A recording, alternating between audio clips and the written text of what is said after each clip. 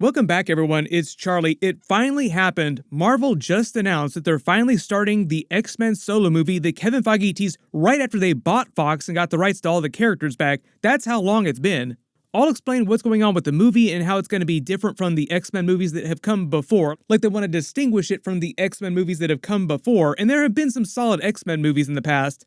And this is not to be confused with any of the X-Men stuff going on in Deadpool 3, because there will be a lot of classic original X-Men Fox Marvel characters coming back during that. This movie, this new solo X-Men movie, is a completely separate thing with recast versions of the characters.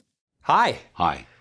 How are you? You have questions. Yes. I had a lot of questions. I'm sure you had a lot of questions, but rest assured, we're going to answer them right now. So many questions. I know everybody is wondering what the hell is going on. Deadpool Wolverine, trying to answer everything, giving away all the spoilers for Kevin Feige. Just expect Deadpool to spend a lot of time in that movie clowning on them recasting all the X-Men characters. In fact, I think that's actually a core part of the plot, with him looking for like the perfect version of Wolverine. Basically calling out Kevin Feige for looking for the perfect actor to recast as the new version of Wolverine from Hugh Jackman. That's part of the reason why that movie is adapting some of Deadpool Kills the Fox Marvel Universe. Because everybody's getting recast for the most part, except for Deadpool himself, Ryan Reynolds. Don't worry, I'll explain everything. If you're brand new to the channel, be sure to subscribe to get all the videos. We'll start hearing a lot more X-Men related stuff when X-Men 97 Season 1 starts, which is actually going to be in early 2024. I will be doing episode videos for that. And we do have Loki Season 2 episodes also starting this week, which I'll be doing videos for. But most of you probably saw the news in your feeds this week. Because the writer's strike ended, hallelujah, Marvel can finally start hiring writers to actually start working on the new solo X-Men movie. While the strike was going on, they literally had to stop working on all their brand new projects. Now most of you will ask why it's taken 84 years for them to do a solo X-Men movie since they got the rights back to all the characters back in 2019, around the time Avengers Endgame was coming out in theaters. For the most part, Marvel Phase 4, Marvel Phase 5, like everything since Avengers Endgame has been pretty chaotic with the Marvel movies, the Disney Plus shows. It's been very polarizing in the way that I think of Marvel Phase 4, Phase 5, like everything up to Phase 6 is the phases when Marvel had not done new versions of X-Men or Fantastic Four characters yet. Like the phases where we waited for the new X-Men to show up. Basically, Marvel's been benching its biggest, historically most popular characters since they got the rights back. And for instance, a lot of their best female characters are X-Men characters. We've gotten a few X-Men and Fantastic Four cameo scenes in Doctor Strange Multiverse of Madness with Patrick Stewart, Professor X, and John Krasinski, Reed Richards, but that's about it. Like, that's barely a teaser. The funny way Robert Downey Jr. talked about what's going on since Avengers Endgame when he was asked about coming back as Iron Man was saying that Marvel was quote-unquote on a journey. I also think that Marvel is on this journey now of they're trying a bunch of other stuff, and I'm excited for them to see how all that goes, and it's hard to project. Now, there are so many rumors still out there, fan theories, people want to see Iron Man come back. Could it ever happen? Yeah, anything could happen. I'm really enjoying... And all these wonderful things. I'm looking right down the barrel. What that meant is that Marvel was just trying out a bunch of weird stuff, because typically they have to work about 5 years out. Like, that's how long it takes to develop and get movies going and actually release them.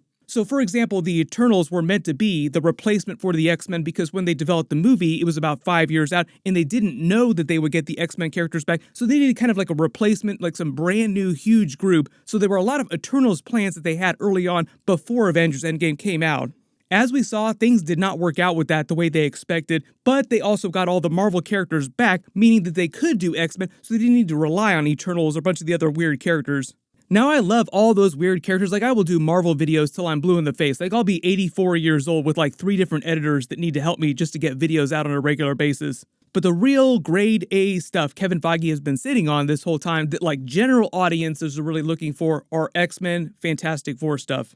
I'm super hyped about that new Fantastic Four movie. I've already done a couple videos about it, and there are a couple reasons why Kevin Feige was wanting to do that first before X-Men, because X-Men itself has been much more popular historically than the Fantastic Four. Like, there are way more original X-Men movies that are still solid today compared to Fantastic Four movies. Marvel had way longer to go to revitalize the Fantastic Four brand, and they debuted first in the comics way before the X-Men, so that was Kevin Feige's reasoning for doing that first. Also, there were some weird contractual issues when they got the characters back, preventing them from recasting a lot of the X-Men characters to like 2024, 2025, but now that's basically over, so they can do whatever they want.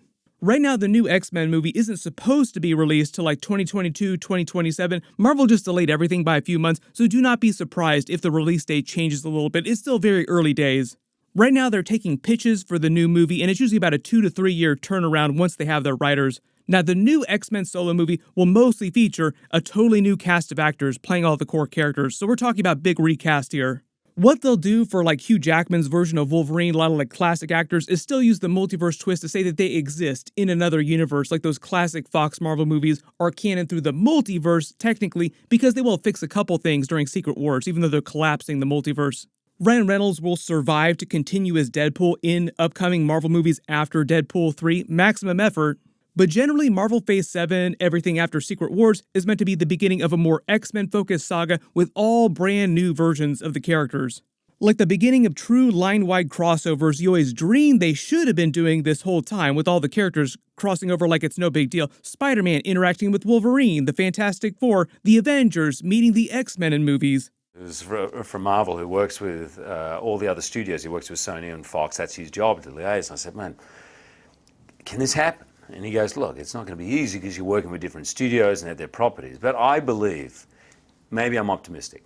I understand at Marvel they've got Avengers, they've got a lot of big things going on. But at some point, I just find it almost impossible to believe there's not a way to bring Iron Man, all the Avengers characters, you know, Wolverine, the X-Men characters, Spider-Man, and somehow get them in together. But I'm in for it. I'm totally up for it because I think that would be really exciting for fans across the board. Hugh Jackman even called this Babe Ruth style way back in the day, and the guy that he talks about who was telling him about this was Kevin Feige.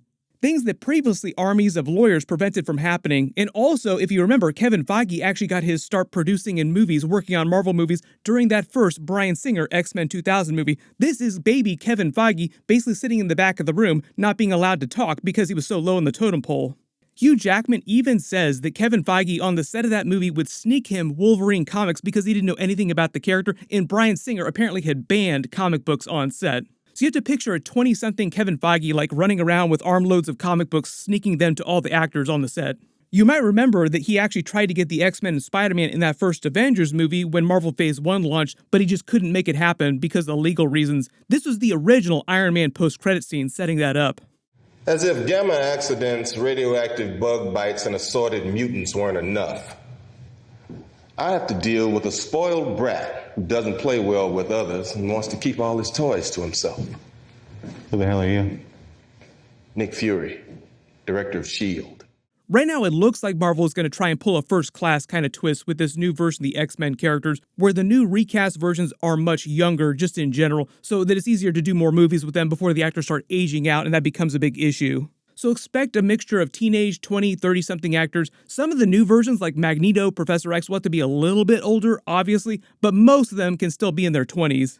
One of the other biggest new changes, though, with this new solo X-Men movie is that Kamala Khan, Ms. Marvel, will probably cross over or at least have a cameo scene in it because they just canonized her in the MCU as a mutant. They also just made that change in Marvel Comics as well, too. That's why they played the theme song from X-Men the Animated Series during the Ms. Marvel series. Speaking of X-Men the Animated Series, I know there's tons of questions about X-Men 97 Season 1 episodes. They're supposed to release in early 2024. Don't worry, we'll get more trailers for that later this year. I've already done a couple trailer videos for the footage that they have released, so I'll put those links in the description below. But you probably noticed the Easter eggs in the background, the upcoming movies. Marvel's been slowly setting up these new versions of the X-Men characters already. There's going to be a big adamantium subplot in Captain America 4. They're going to say that adamantium in the MCU comes from Tiamat, that dead Celestial's body from the Eternals movie. Adamantium is the path to the new Weapon X program, the new version of Wolverine in the MCU. Val is supposed to be behind that, the Weapons Plus program. She'll also probably be behind the new Sentinels program too. The other big reason why Kevin Feige has waited so long to do that solo X-Men movie and recast the characters is they plan to use Deadpool 3 and Avengers 6 Secret Wars as the last two big swan songs for the classic versions of the characters from the Fox Marvel movies. Like Kevin Feige wanted to give those characters their own version of Avengers Endgame, and that will be Secret Wars. The minor difference with Deadpool 3 is that it's mostly just the original X-Men characters coming back, and that the first-class X-Men characters will probably cameo during Secret Wars. So because they got all their characters back, for the most part, like Spider-Man is still kind of a weird issue sharing it with Sony, but for the most part, they have all this pre-existing baggage and continuity, all these previous movies to deal with. The easiest way for Kevin Feige to deal with that is obviously for him to just soft reboot everything, retune it so that it's all happening in the same universe. Not like a hard reboot, just like retuning things just a little bit so that it all makes sense and is way simpler for casual audiences starting in Marvel Phase 7 going forward. Just a way to explain why all these characters from the comics all exist on the same planet. What might wind up happening is they just wait to do that new solo X-Men movie till like right after Secret Wars. Like X-Men will either be the first movie in Marvel Phase 7 or they'll pull like a Spider-Man Far From Home where they have an epilogue movie right after their big Avengers movie. Then the real Marvel Phase 7 begins. But my early theory right now is that Marvel will treat the next saga after Secret Wars as the Mutant Saga, eventually building up to like their new version of a much, much bigger version of the Phoenix Saga. Let me know in the comments, besides what's happening in Deadpool 3 with like the classic versions coming back, which brand new versions of characters do you want to see pop up in the MCU before that solo X-Men movie happens? Big reminder though, my full Loki Season 2 Episode 1 video will post Friday. My Ahsoka finale video will also post this week. Click here for that. I'll update the link as soon as I post it. And click here for that Loki versus Frog Thor deleted scene video. Thank you so much for watching. Everyone stay safe, and I'll see you guys in the next one.